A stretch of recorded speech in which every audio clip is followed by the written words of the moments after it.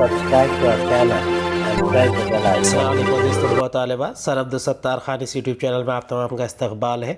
8th Urdu question answer सवालात के जवाब और सरगर्मियाँ देखेंगे। ये 11वां सबक है, दादी अम्मा मान जाओ।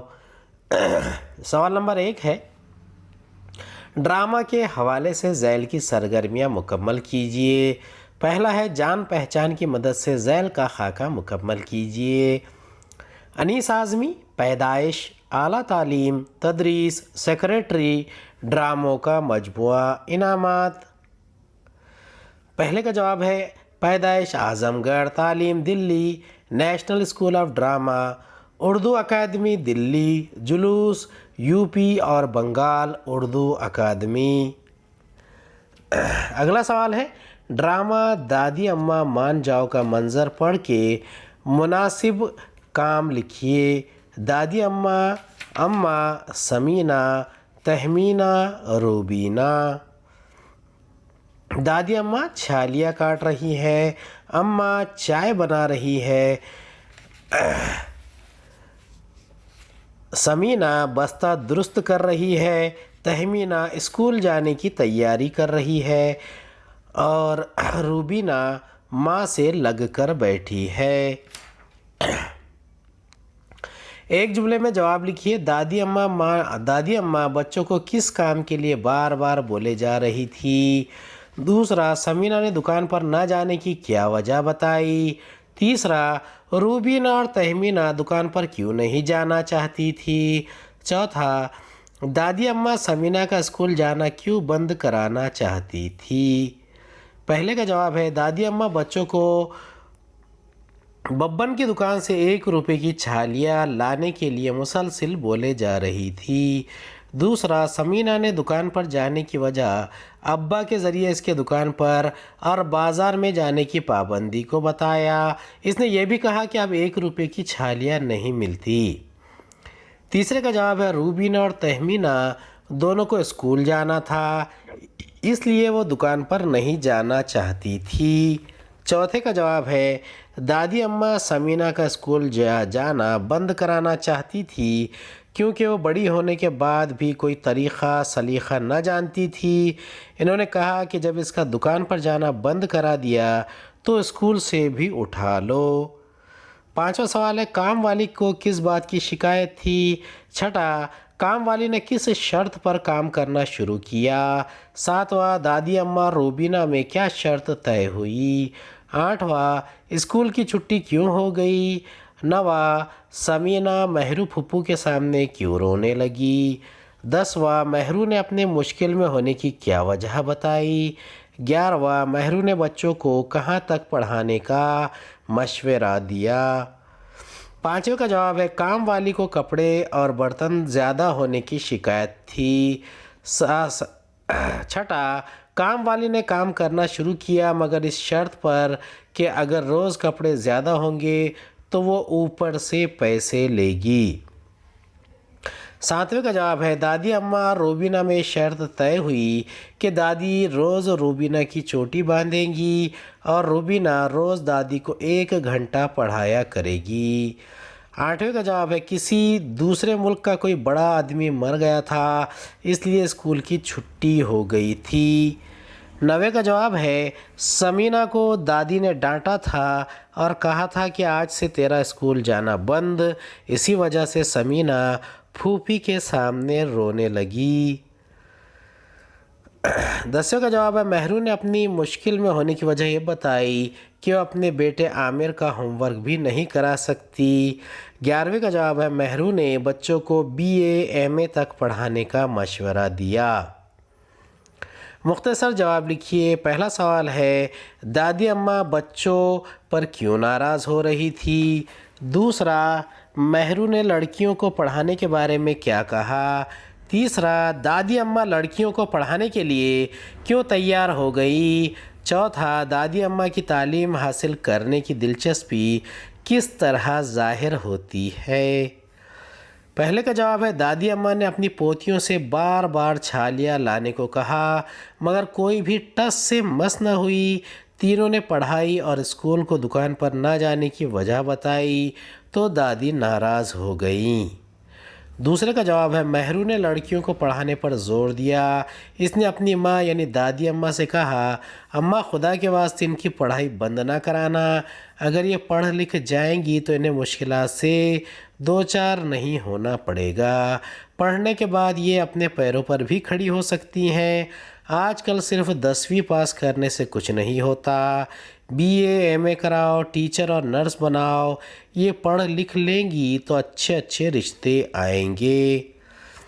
تیسرے کا جواب ہے دادی اماں لڑکیوں کو پڑھانے کے سخت خلاف تھی، لیکن جب ان کی شادی شدہ بیٹی مہرو نے اپنی پریشانیاں بتائیں اور اپنی سہیلی عقیلہ کی دکھ بھری زندگی کا حوالہ دیا تو وہ نرم پڑی۔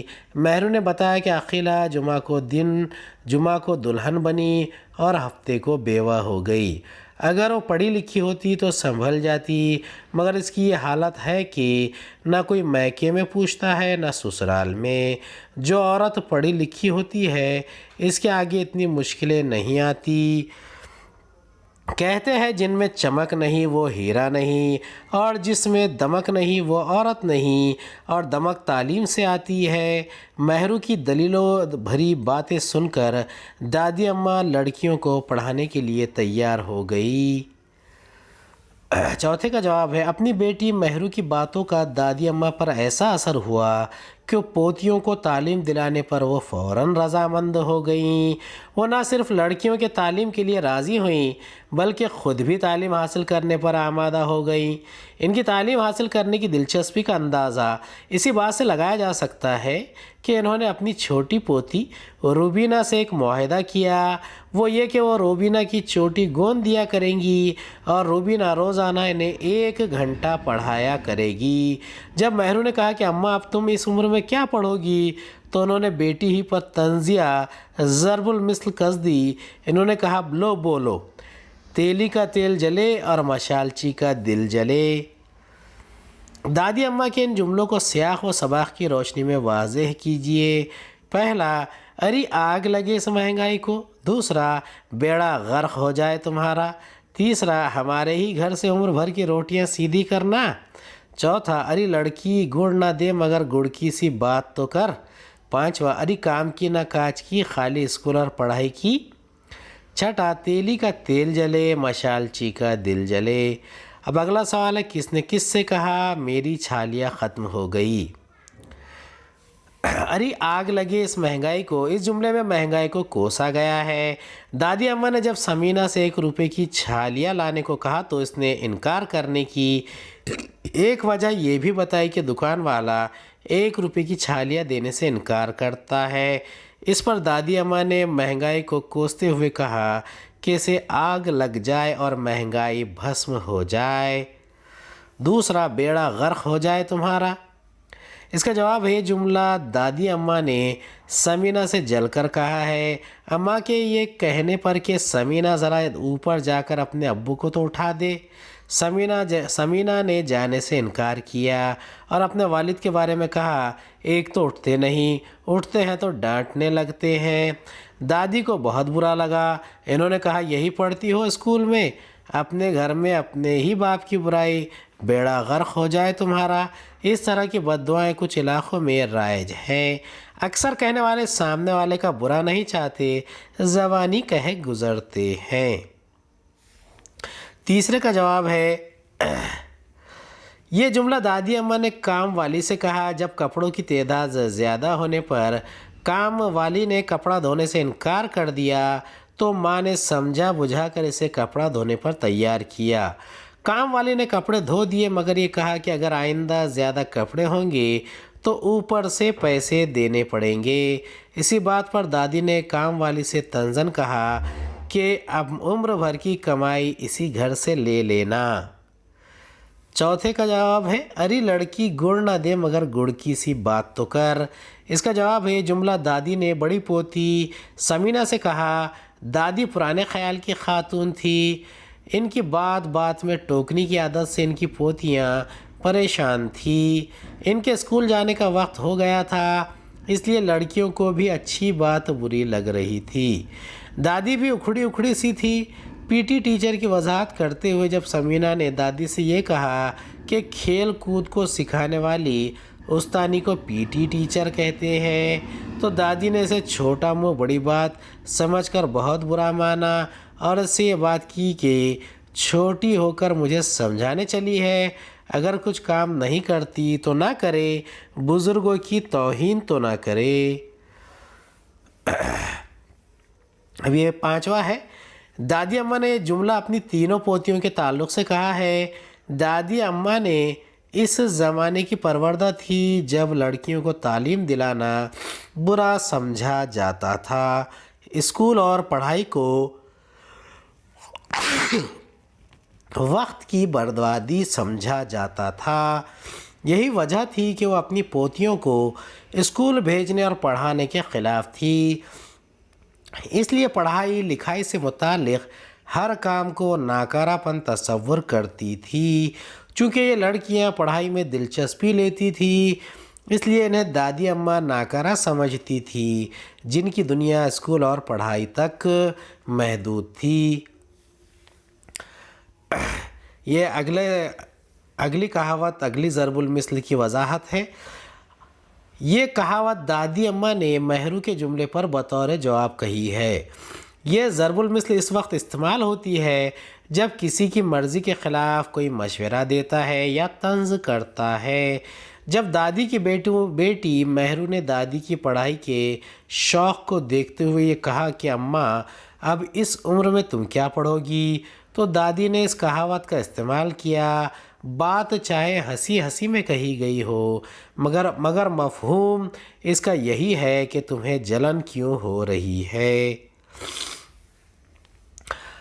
یہ سوال ہے، یعنی کس نے کس سے کہا۔ اس کا دوسرا ہے مجھے اسکول کے لیے دیر ہو رہی ہے۔ تیسرا جلدی سے اس کی چوٹی تو باندھ دے۔ چوتھا ارے او مہارانی پیسے کس بات کے لیتی ہے۔ پانچواں اسکول کی اچانک چھٹی ہو گئی نا۔ چھٹا باہر کا دروازہ بند کرتی جانا۔ ساتواں ہر وقت دھمکاتی رہتی ہے کہ آج سے تیرا اسکول جانا بند۔ پہلا جملہ، یہ جملہ دادی نے سمینہ سے کہا۔ دوسرا، یہ جملہ تہمینہ نے دادی سے کہا۔ تیسرا، یہ جملہ اماں نے تہمینہ سے کہا۔ چوتھا، یہ جملہ دادی اماں نے کام والی سے کہا۔ پانچواں، یہ جملہ مہرو نے اماں سے کہا۔ اور چھٹا، یہ جملہ اماں نے کام والی سے کہا۔ ساتواں، یہ جملہ سمینہ نے پھوپھی مہرو سے کہا۔ درج ذیل الفاظ کو اپنے جملوں میں اس طرح استعمال کیجئے کہ ان کے معنی واضح ہو جائے۔ پہلا ناس جانا، دوسرا قیامت آ جانا، تیسرا ناک کٹ جانا، چوتھا کلے دراز ہونا، پانچواں بسم اللہ کرنا۔ ناس جانا، ایک فقیر سے لڑکوں نے چھیڑ چھاڑ کی تو اس کے منہ سے بے ساختہ نکلا تیرا ناس جائے۔ دوسرا قیامت آ جانا، بارش کیا آئی جیسے قیامت آ گئی، سڑک پر سناٹا ہے۔ تیسرا ناک کٹ جانا، بڑی ٹیم چھوٹی ٹیم سے ہار گئی تو اس کی ناک کٹ گئی۔ چوتھا کلے دراز ہونا، جاہل لوگوں کے کلے دراز ہوتے ہیں، ہر کسی سے جھگڑتے رہتے ہیں۔ پانچواں بسم اللہ کرنا، مکان کی ریپیئرنگ یعنی مرمت کی بسم اللہ ہوئی تھی کہ بارش شروع ہو گئی۔ اس سبق میں آنے والی کہاوتوں کو تلاش کر کے لکھیے۔ زور خطابت تعلیم نسواں کے عنوان پر تقریر تیار کیجیے۔ یہ کہاوتیں ہیں، کام کی نہ کاج کی، دشمن اناج کی۔ دوسرا ہماری بلی ہمیں سے میاؤں۔ تیسرا تیلی کا تیل جلے، مشالچی کا دل جلے۔ چوتھا جس میں چمک نہیں وہ ہیرا نہیں، جس میں دمک نہیں وہ عورت نہیں۔ اور پانچواں ہے صبح کا بھولا شام کو گھر لوٹ آئے تو اسے بھولا نہیں کہتے۔ یہ تقریر ہے، تعلیم نسواں کی نسبت سے تقریر ہے۔ جہالت کا عرفان علم کہلاتا ہے۔ علم اور تعلیم کی اہمیت سے کسی کو انکار نہیں، لیکن لڑکیوں کو کون سی تعلیم دی جائے، کس طرح تعلیم دی جائے، اس پر سر سید احمد خان اور اکبر الہ آبادی میں برسوں معرکہ آرائی رہی۔